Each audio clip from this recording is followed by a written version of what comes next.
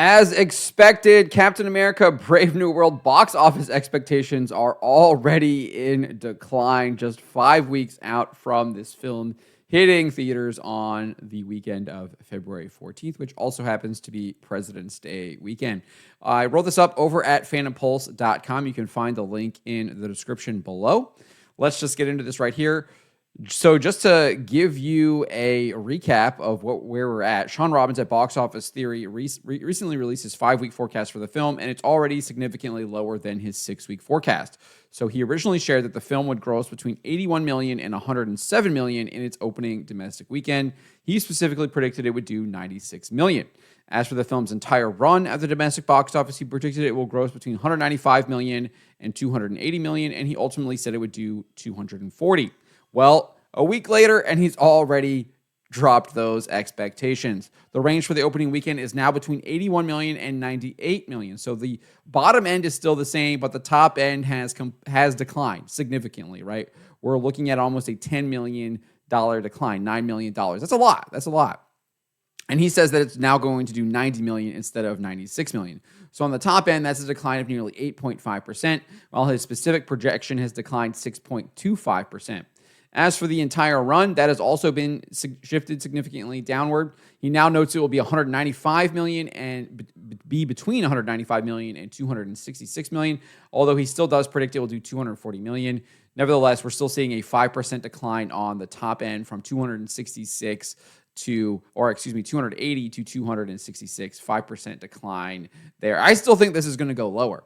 And I think we already have evidence of this. So, before we get to that, though, I do want to point out here that Robbins was not the only one to share projections for the film 6 weeks before its release. We also saw Deadline's Anthony D'Alessandro.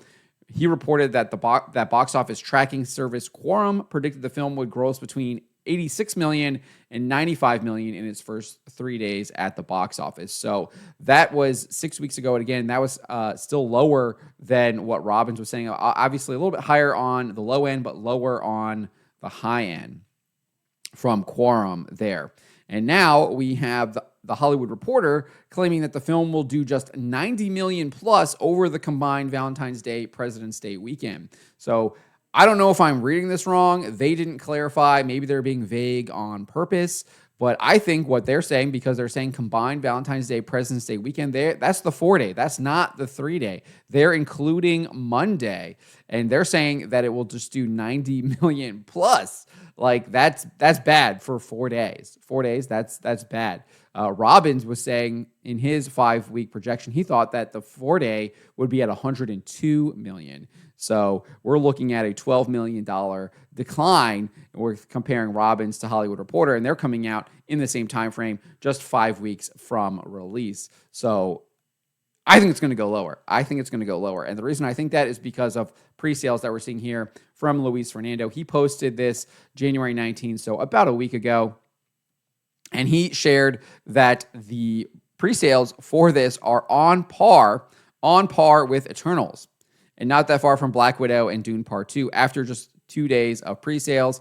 And then he said it was just doing currently 1.4 times better than the Marvels. So the Marvels only did 46.1 million opening weekend, right? And if you do 46.1 times 1.4, it's like around 65 million around there. And on par with Eternals, it's 71.2. That's not 90 million. That's not 81 million.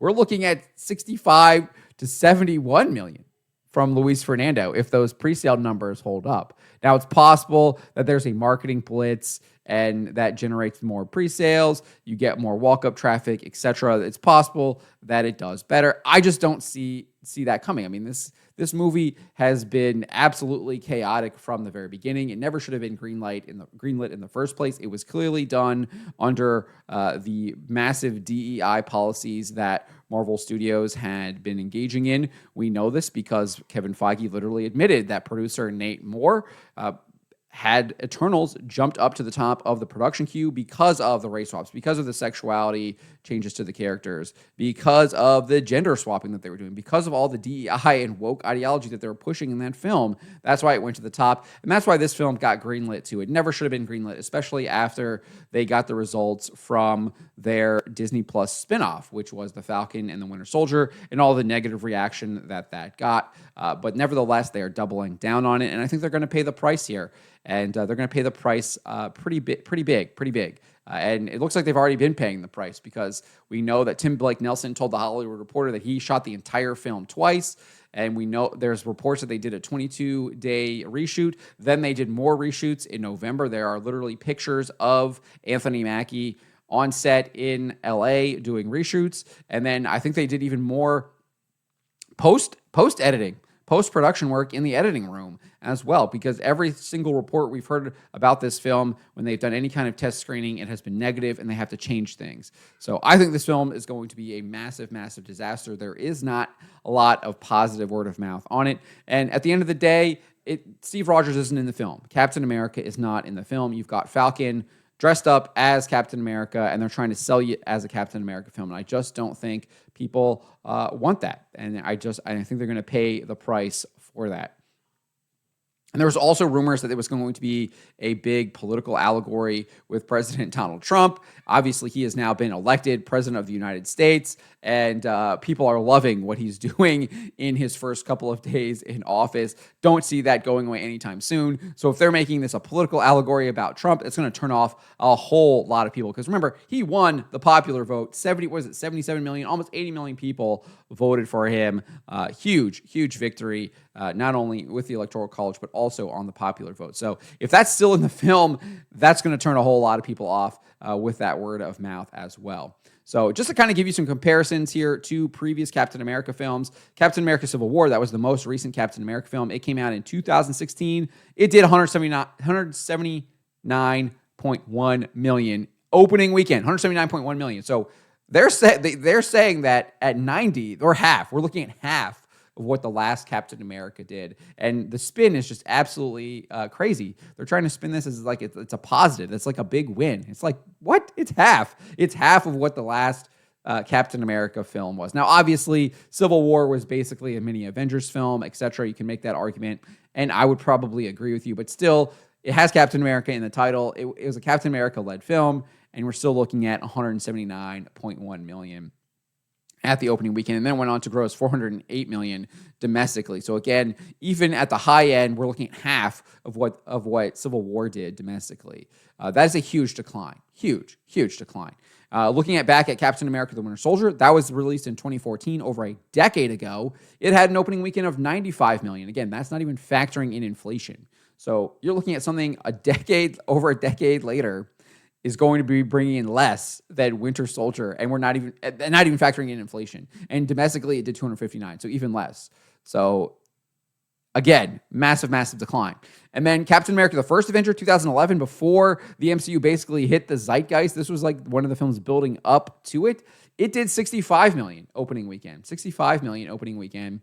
And again, that's what we're seeing is on par with the pre-sales of 1.4 times the Marvels. So that's a possibility for Brave New World, that it performs worse than Captain America: The First Avenger without factoring in for inflation. Same with that domestic total, 176.6. That is very close to what we are seeing here from Sean Robbins, right? He's saying here now that it's 195 to 266.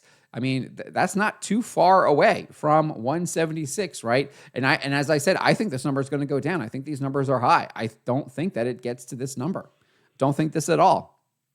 I think Deadpool and Wolverine was an exception. I think it was still living off kind of the Deadpool brand with Ryan Reynolds, despite the fact that I thought the second one wasn't that good. And it still did okay, but it didn't do, I think, what a lot of people were expecting it to do. Now, I think it overperformed based on expectations when we got to it, but it's definitely not as good as what you would have expected maybe if it had come out in, say, 2021 or even 2019, right after Avengers Endgame. It would have done gangbusters, would have been absolutely a ton of money. So I think Deadpool and Wolverine is the exception. You can go back, you can look at Ant-Man and the Wasp: Quantumania, look at the Marvels again, 46 million. Ant-Man and the Wasp: Quantumania only did 104 million opening weekend. So I think that the MCU is faded. I think they have a chance maybe to recapture what they had, and I think it's going to have to be with the Daredevil show. I just don't think they're going to be able to do it with this film and basically the films they've got coming up, because it is still all infected with that DEI woke ideology. And we'll even see what happens with Daredevil. I'm still cautious about that one, cautiously optimistic. I thought the trailer was pretty solid. I thought it was a pretty solid trailer, but after the track record, what they did with Daredevil in She-Hulk and Echo and things like that, you got to be cautious now. And I think that's going to keep a lot of people away until you hear people actually praising this and people that they trust, people like Critical Drinker, people like Gary Beekler over at Nerdrotic, etc.